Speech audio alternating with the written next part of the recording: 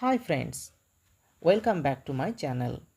In this clip, I am going to focus on the history of English literature portion and will discuss the Old English period, which is also known as the Anglo-Saxon period. But for the purpose to discuss this Old English period or Anglo-Saxon period, I would like to begin from the very portion which is related to the Celtic people as well as the Romans invasion. So the point is that first of all we need to know what is actually about the pre-Anglo-Saxon period. That means Anglo-Saxon period began from the beginning of the 5th century, in a way in and around the 5th century. However, it is extremely customary to know that what was actually there in the pre-Anglo-Saxon period. So, our purpose is to discuss the Old English period or the Anglo-Saxon period, highlighting the Celtic people and their activities as well as the Romans invasion. Now, the first point is that what is about these Celts or the Celtic people? Here we need to remember they were the Celtics, specifically a group of people who arrived in Britain in the pre-Roman times or in the Iron Age. Moreover, these people started to call themselves by the name Britons, and at the same time, they were credited to provide Britain Island or the British Island a specific name which is none other than Britain itself. So, in a simple way, the Celtic people provided the British island with a name that is Britain. Regarding the Celtics, here is another very significant point that in 55 and 54 BC, the Celts fought with Julius Caesar, the great Roman general. And during the time when Caesar attacked and conquered Britain, showing off his skills, the Romans became more powerful. But the Romans being disturbed in Gaul, that is the territory inhabited by the ancient Gauls. The very place actually refers to the modern day France, Western Germany and Belgium as well as Netherlands. And the Celts remained in Britain for another period of 100 years. However, Julius Caesar's invasion of Britain made the island, that is the Britain's island, known to the other foreign forces, and gradually it became a center of the foreign invasions. On the other hand, being attacked by the Romans, the Gauls also started to come to the British island. But they, with the Celts, could not form any unity. And the two groups, namely the Celts as well as the Romans, remained almost detached from each other. Moreover, the Romans in 43 BC invaded Britain under the leadership of the Roman Emperor Claudius and conquered most of the Celtic tribes. And the Romans continued to stay in Britain for 400 years. So, another period of 400 years, the Romans started to stay in Britain.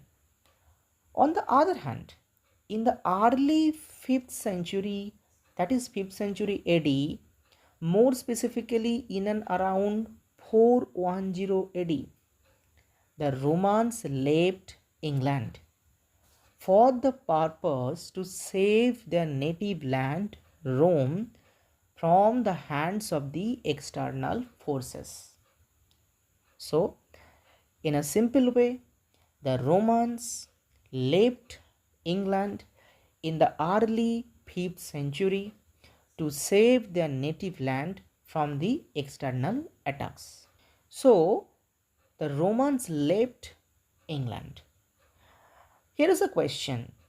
Does it mean that this way England remained free of the foreign attacks? The answer is a big no, because after the departure of the Romans, England received new and fresh attacks from different directions from the different foreign forces.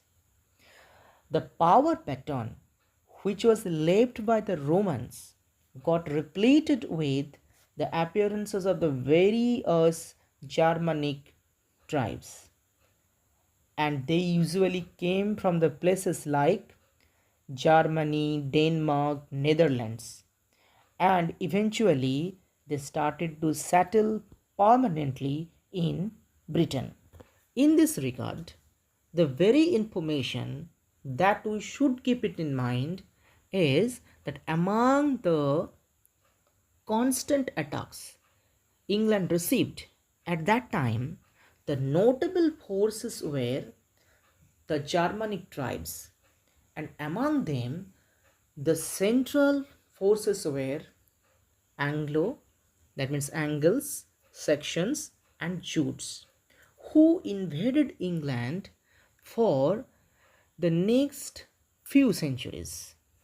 So, in the beginning of the 5th century, to be more specific, in and around 410 AD, a period began which is known as the Anglo-Saxon period. So this way, the very year 410 AD marked the beginning of the Anglo-Saxon period. However, the beginning of the Anglo-Saxon period's root lies there in the earlier periods that we have already discussed in connection to the Celts, Celtic people, Roman invasions. Moreover, it can also be mentioned here that after the withdrawal of the Romans from Britain in 410 AD, the British ruler Vortigern took the help of some Germanic tribes in 449 AD to fight back the attacks from the Picts and Huns. Now, the next very significant information is all about the title Germanic and the Germanic tribes. Now, the question is that why are they called Germanic? The first point in this regard is, of course, that they actually came from Germany, or they were the Germanic peoples, and they usually lived in the north and east sides of the Gauls, and their entire region was called Germania. However, they are also known as Teutonic or non-Celtic tribes.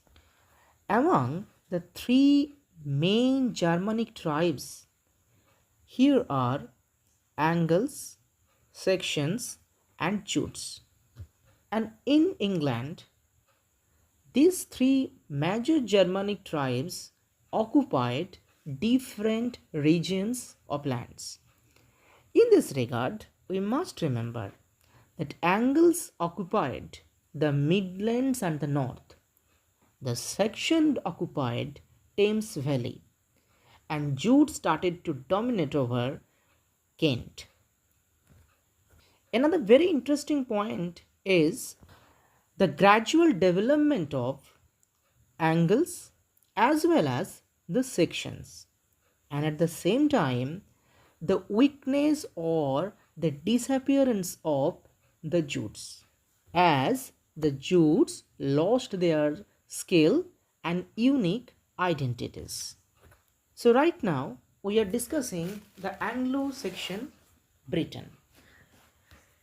In this particular portion, we must mention that the Anglo-Saxon Britain primarily contained 7 different places of England. It means that many places of England were under either Angles domination or Saxon domination. And the places like Northumbria, Mercia, East Anglia, and Kent were there under Angles domination.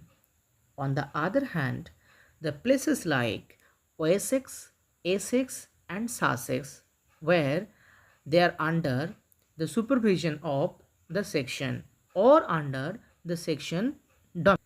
So while we are discussing the Old English period or the Anglo-Saxon period, how can we forget the Scandinavian invasion?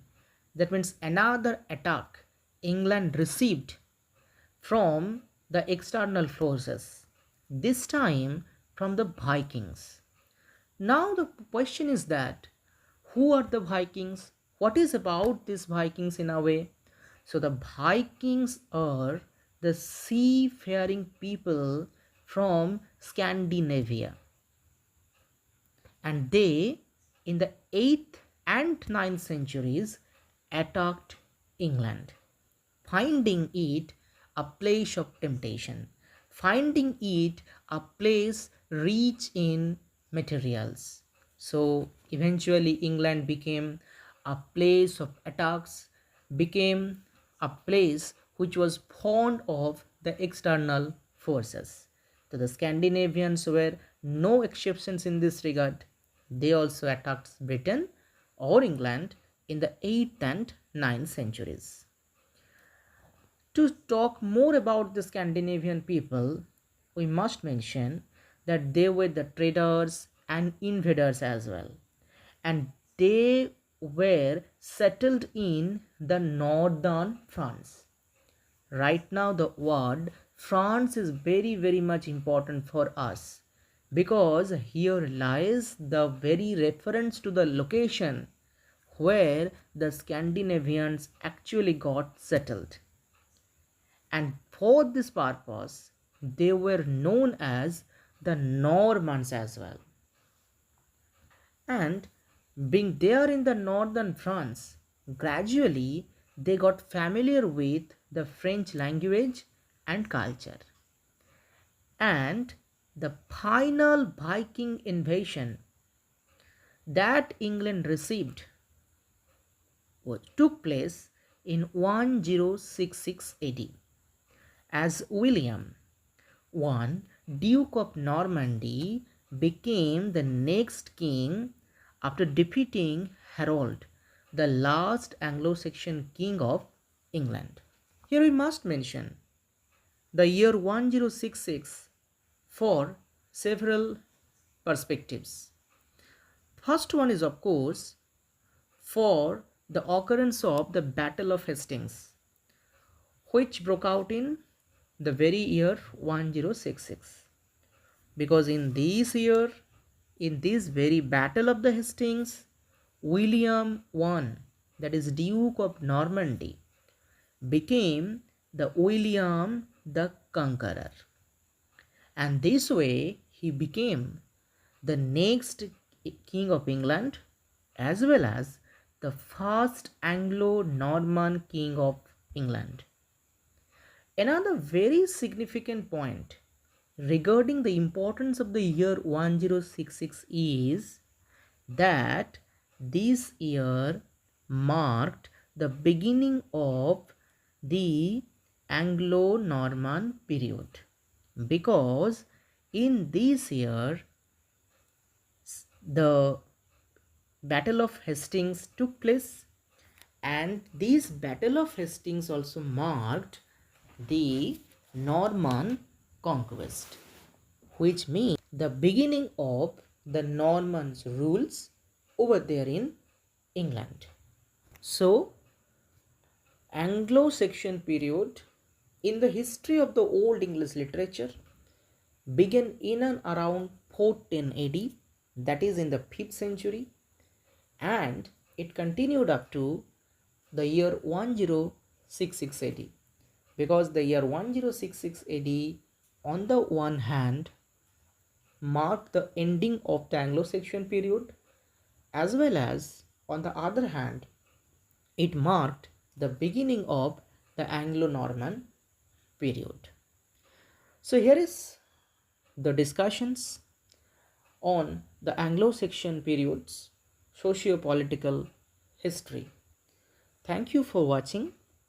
In the next clip, we are coming back soon with another part on the Anglo-Saxon period. There we will highlight the Anglo-Saxon literature or the Old English literature. So stay tuned to my channel to get the next part of this Anglo-Saxon period, as well as to get the updated lectures on different topics of English literature. Thank you.